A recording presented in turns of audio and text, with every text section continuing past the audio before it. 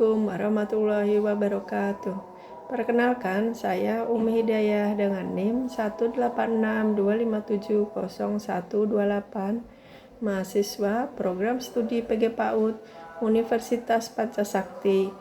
Pada video ini saya akan memaparkan secara ringkas hasil penelitian yang saya berjudul Upaya Meningkatkan Kemampuan Motorik Kasar Anak melalui permainan bola pada siswa kelompok B di TKAT Robani mulai dari bab 1 hingga bab 5 sebagai bentuk pemenuhan UAS mata kuliah metode penelitian dengan dosen pengampu Bapak Dr. Supriyadi STP MPD.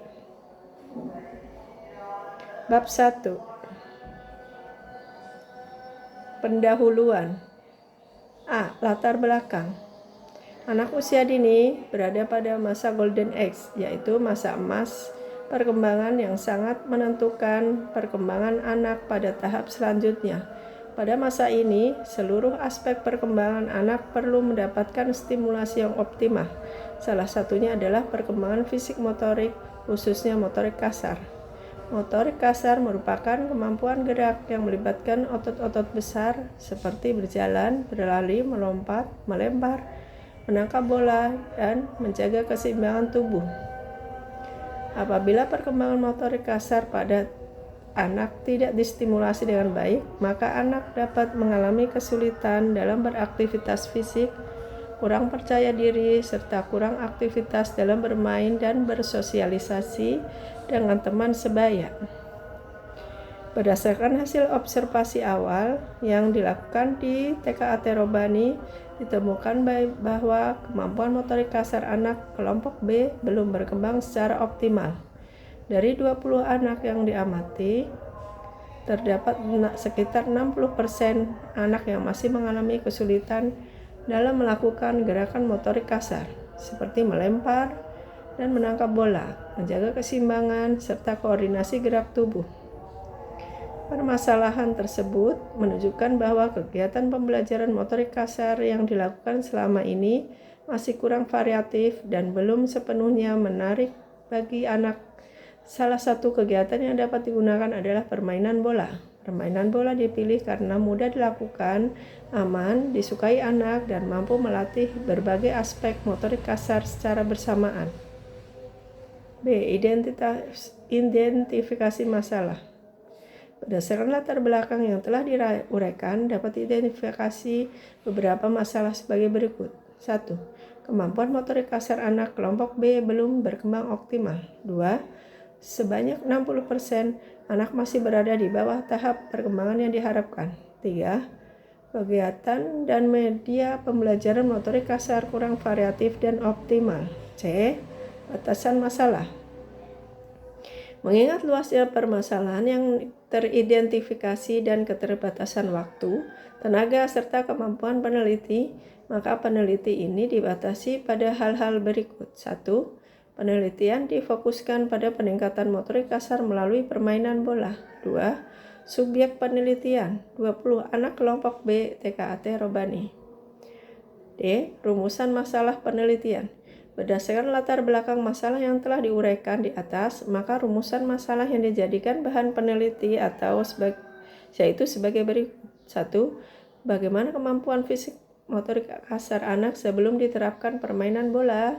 2. Bagaimana pelaksanaan permainan bola dalam meningkatkan motorik kasar anak? 3. Bagaimana peningkatan motorik kasar anak setelah diterapkan permainan bola? E. Manfaat penelitian. Adapun manfaat yang ingin dicapai dari hasil penelitian ini adalah sebagai berikut. 1. Manfaat teoritis. Menambah kajian tentang peningkatan motorik kasar anak usia dini melalui permainan bola. 2. Manfaat praktis. A. Bagi guru, referensi pembelajaran motorik kasar yang menarik. B. Bagi peserta didik, mengembangkan motorik kasar melalui permain. F. Tujuan penelitian. 1. Tujuan umum. Meningkatkan kemampuan motorik kasar anak melalui permainan bola. 2. Tujuan khusus. Mengetahui proses dan peningkatan kemampuan motorik kasar anak setelah diterapkan permainan bola. Bab 2. Kajian teori dan hipotesis tindakan. A. Kajian teori. 1. Perkembangan fisik motorik.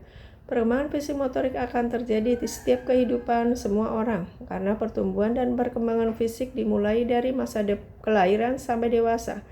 Ketika perkembangan fisik motorik anak berkembang baik, maka perkembangan yang lain juga akan berkembang baik. Perkembangan fisik merupakan perkembangan yang berkaitan dengan semua anggota tubuh, yaitu meliputi tinggi badan, berat badan, bentuk tubuh, dan perkembangan otak.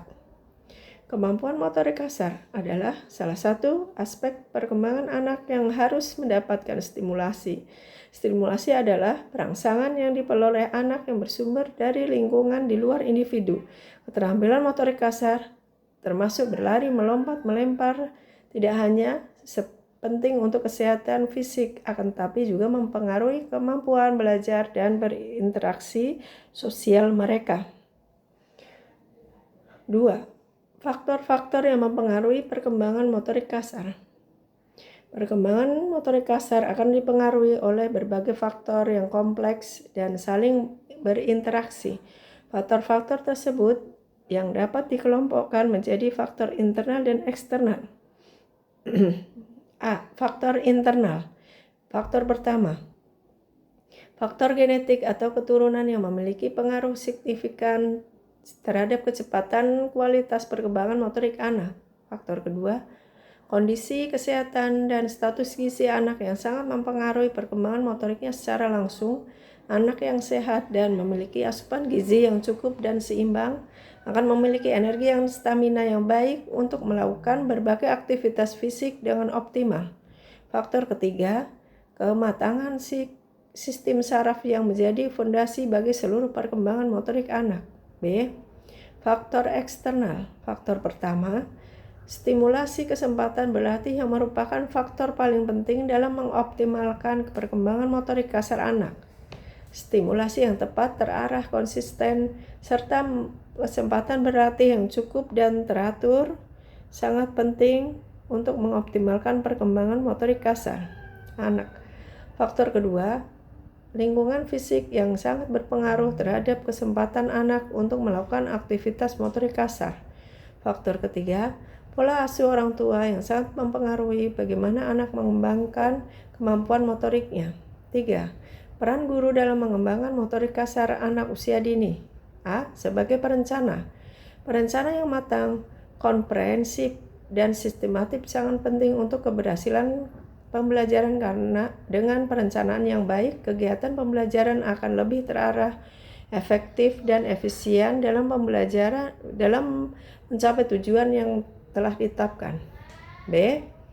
Sebagai pelaksana, guru menciptakan lingkungan belajar yang kondusif, yaitu lingkungan yang aman serta tidak takut terluka, nyaman secara fisik maupun psikologis, dan mendukung anak untuk melakukan aktivitas motorik kasar tanpa rasa takut, cemas, atau tekanan yang berlebihan.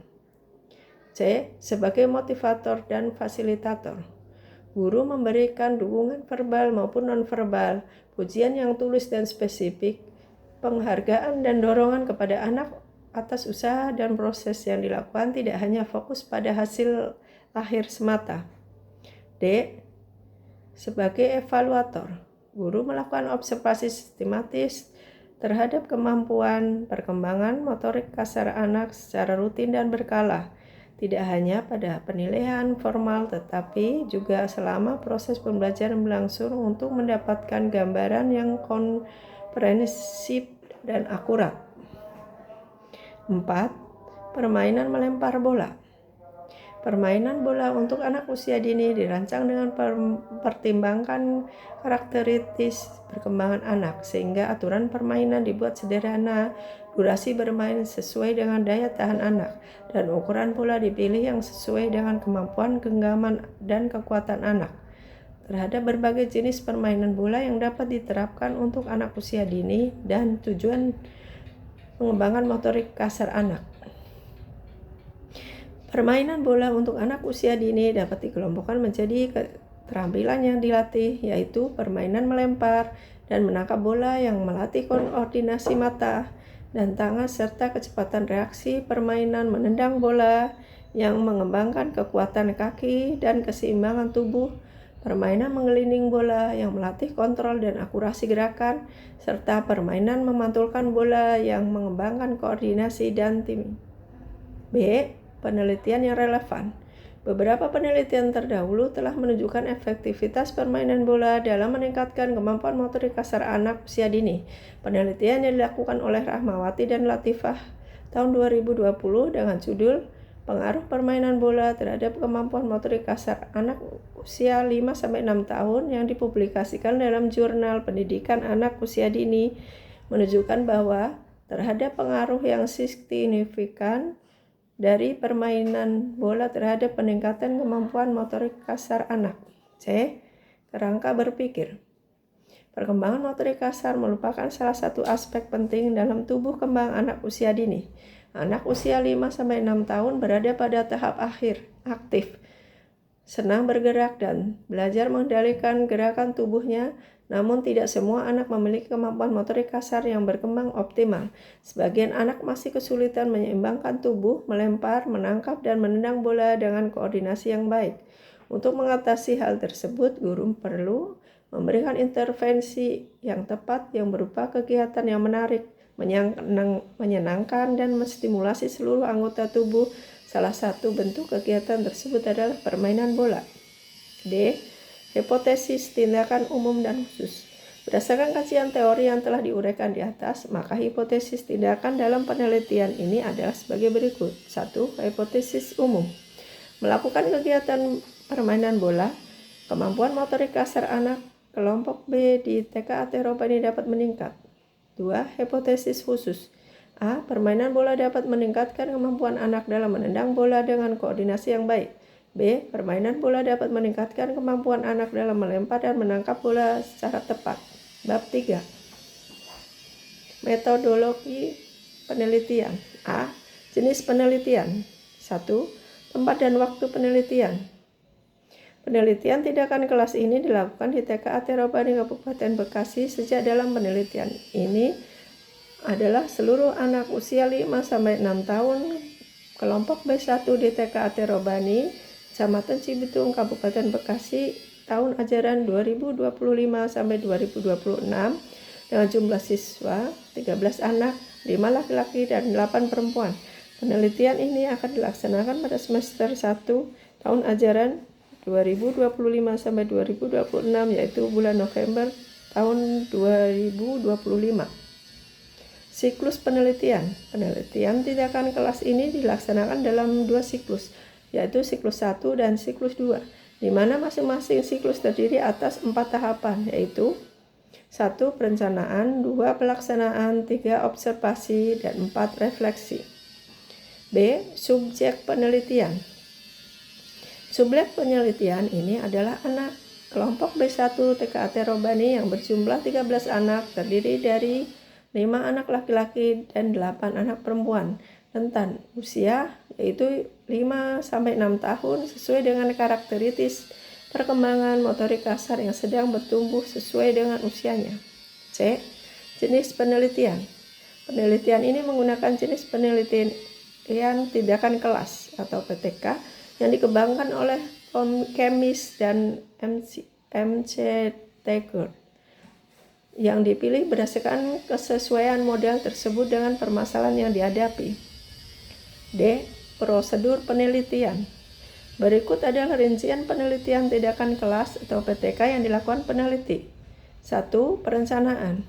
Pada tahap ini peneliti menyusun rencana pembelajaran harian RPPH, menyiapkan strategi permainan bola yang disesuaikan perkembangan anak, menentukan indikator perkembangan motorik kasar yang ingin dicapai, serta menyiapkan berbagai instrumen pengumpulan data. 2. Pelaksanaan. Tahap ini dilakukan dengan menerapkan kegiatan permainan bola seperti melempar, menangkap, memantulkan, dan menendang bola selama tindakan berlangsung. Anak diberikan kesempatan untuk bereksplorasi dan berlatih menggunakan bola sesuai kemampuan masing-masing. 3. Observasi.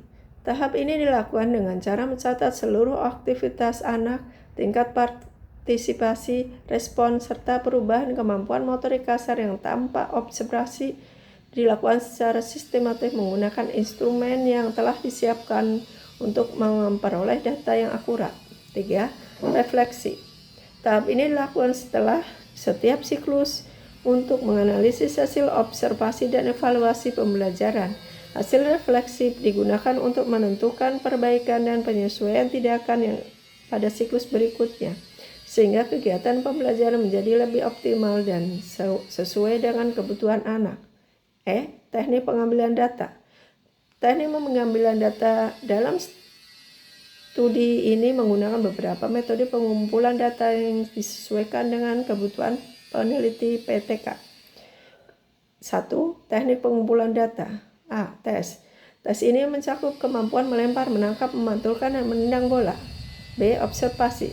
Observasi dilakukan secara langsung menggunakan lembar observasi yang telah disiapkan sehingga perkembangan kemampuan anak dapat dilihat secara sistematis dari waktu ke waktu. C. Wawancara. Dilakukan kepada guru untuk memperoleh informasi tambahan mengenai kondisi siswa, proses pembelajaran, serta tanggapan terhadap kegiatan permainan bola. D. Kuesioner. Diberikan pada guru untuk mengetahui pendapat dan persepsi mereka terhadap penerapan permainan bola sebagai strategi meningkatkan kemampuan motorik kasar. 2. Alat pengumpulan data. Lembar tes. Kriteria penilaian skor. 1 kurang, 2 cukup, 3 baik, 4 sangat bagus. B. Lembar instrumen observasi. C. Lembar instrumen wawancara. D. Lembar instrumen kuesioner. Skala jawaban. 1. TS tidak setuju, 2 KS kurang setuju, 3 S setuju, 4 SS sangat setuju. 3. Teknik analisis data. Pada penelitian ini, analisis dilakukan secara kuantitatif dan kualitatif, kemudian dibanding dengan kriteria keberhasilan yang telah ditentukan. Analisis data kuantitatif. Analisis data kuantitatif digunakan untuk mengetahui perkembangan kemampuan motorik kasar anak setelah diberikan tindakan melalui permainan bola.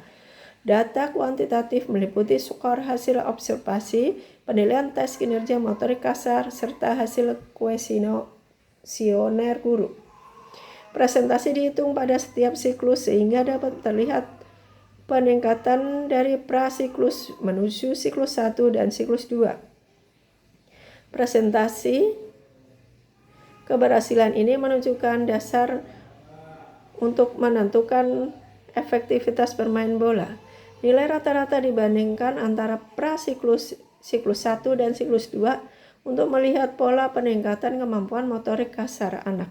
B. Analisis data kualitatif. Analisis data kualitatif digunakan untuk memahami perubahan perilaku anak, kendala yang muncul, serta tanggapan guru selama tindakan berlangsung. Data kualitatif diperoleh melalui wawancara, catatan lapangan, dan dokumentasi. Penelitian ini dinyatakan berhasil apabila terjadi peningkatan kemampuan motorik kasar secara signifikan pada siklus dan minimal 75% anak mencapai kategori perkembangan BSA berkembang sesuai harapan atau BSB berkembang sangat baik. Bab 4. Hasil penelitian dan pembahasan. Hasil penelitian. 1. Deskripsi umum lokasi penelitian. Lokasi penelitian ini berada di TKT Robani yang beralamat di Perum Griyasa, Kecamatan Wanasari, Kabupaten Bekasi, Jawa Barat. Penelitian ini dilaksanakan pada semester 1 tahun ajaran 2025 sampai 2026, yaitu bulan November tahun 2025. Penentuan waktu peneliti memacu pada kalender pendidikan sekolah karena PTK memerlukan beberapa siklus yang membutuhkan proses belajar mengajar yang efektif di kelas. 2. Kondisi awal anak sebelum tindakan prasiklus.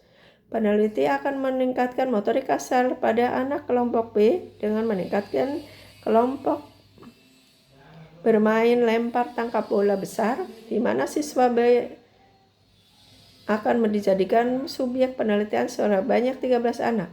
Kegiatan pengamatan dilaksanakan pada saat kegiatan awal. Berdasarkan hasil observasi, anak kelompok B TKT Robani dapat diketahui bahwa kemampuan motorik kasar anak rendah. B. Analisis kemampuan per aspek. 1. Kemampuan melempar. Ditemukan bahwa 5 anak 38,46% memperoleh skor 4.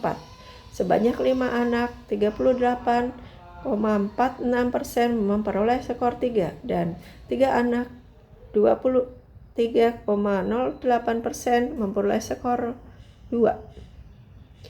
2. Kemampuan menangkap. Hanya 2 anak yaitu 15,38% yang memperoleh skor 4. Sebanyak 5 anak 38,46% memperoleh skor 3. 5 anak 38,46% memperoleh skor 2 dan 1 anak 7,69% memperoleh skor 1. 3. Kemampuan memantul. Ditemukan bahwa 4 anak 30,77% memperoleh skor 4, sebanyak 5 anak 38,46% memperoleh skor 3 dan 4 anak 30,77% memperoleh skor 2. 4. Kemampuan menendang. Sebanyak 3 anak 23,08% memperoleh skor 4, sebanyak 6 anak 46,15% memperoleh skor 3 dan 4 anak 30,77% memperoleh skor 2. Hasil wawancara. Berdasarkan hasil wawancara, guru menjelaskan bahwa kondisi anak awal motorik kasar anak masih berada pada tahap yang rendah. Guru menyampaikan bahwa sebagian anak terlihat belum mampu melakukan gerakan dasar seperti melempar bola dengan arah yang tepat, menangkap bola dengan stabil, memantulkan bola secara berurutan, maupun menjaga keseimbangan ketika melakukan gerakan cepat. 3. Pelaksanaan dan observasi siklus 1. A. Pelaksanaan siklus 1. Kegiatan pembiasaan. Kegiatan dimulai dengan pembiasaan pagi, di mana guru mengajak anak seperti salam, menata tas di tempat masing-masing dan berbaris di halaman. Setelah itu, guru mengajak anak melakukan pemanasan berupa gerakan tubuh sederhana dan senam ringan. Kedua, kegiatan pembuka. Pada kegiatan pembuka, guru mengajak anak berdoa bersama, membaca zikir pagi, dan mengulang hafalan surat pendek. Selanjutnya, guru menyampaikan tujuan pembelajaran yang akan dilakukan, yaitu melatih kemampuan melempar, menangkap, memantulkan, dan menendang bola. Bagian inti, beberapa permainan berjalan sebagai berikut. 1. Melempar bola target. Anak melempar bola ke keranjang sebanyak 3 kali. 2. Melempar bola jarak jauh. Anak melempar bola dari garis batas sejauh kemampuan mereka. 3. Menangkap bola. Guru melempar bola kepada anak untuk ditangkap 3 kali. 4. Menendang bola. Anak menendang bola ke arah kerucut target. 5. Memantulkan bola. Anak mencoba memantulkan bola minimal 3 kali berurutan.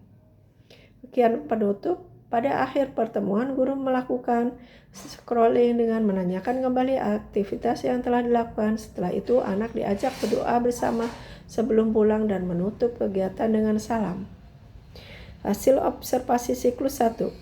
Anak aktif mencoba setiap permainan meskipun sebagian masih mengalami kesulitan. Banyak anak yang belum mampu memantulkan bola secara berurutan. Kedua, koordinasi mata tangan pada aktivitas menangkap bola masih rendah. 3. Anak yang sebelumnya pasif mulai lebih berani mencoba. 4. Kesulitan lain adalah waktu praktek per anak kurang karena harus menunggu giliran. C. Hasil tes siklus 1. Tes dilakukan setelah pelaksanaan tindakan pada siklus 1. Dari hasil penelitian terhadap 13 anak diperoleh data sebagai berikut. Anak yang mencapai kategori BSH dan BSB berjumlah 8 anak, yaitu 60%, meningkat dari prasilkus 30%. Namun peningkatan tersebut belum mencapai indikator keberhasilan penelitian, yaitu 75% anak pada kategori PS. Refleksi siklus 1. Beberapa catatan penting antara lain: 1. Kelebihan siklus 1. Anak sangat antusias selama kegiatan. Koordinasi gerak anak mulai meningkat, terutama pada kemampuan melempar dan menendang. Kekurangan siklus 1, anak kesulitan menangkap dan memantulkan bola. Waktu praktek kurang merata untuk semua anak. 3. Rencana perbaikan pada siklus kedua, menambah variasi permainan seperti lempar tangkap, berpasangan, zigzag membawa bola, dan menendang mengikuti ritme musik. 4. Pelaksanaan dan observasi siklus 2.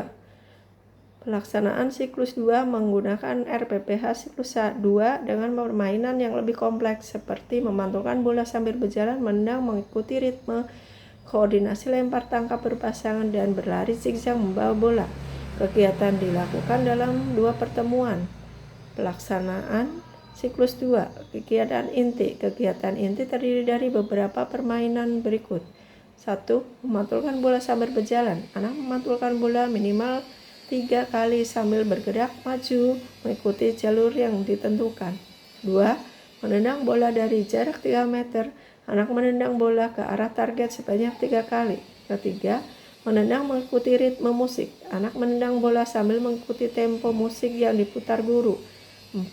Koordinasi lempar tangkap berpasangan. Anak dibagi berpasangan dan saling melempar serta menangkap bola sebanyak 3 kali bergantian. 5.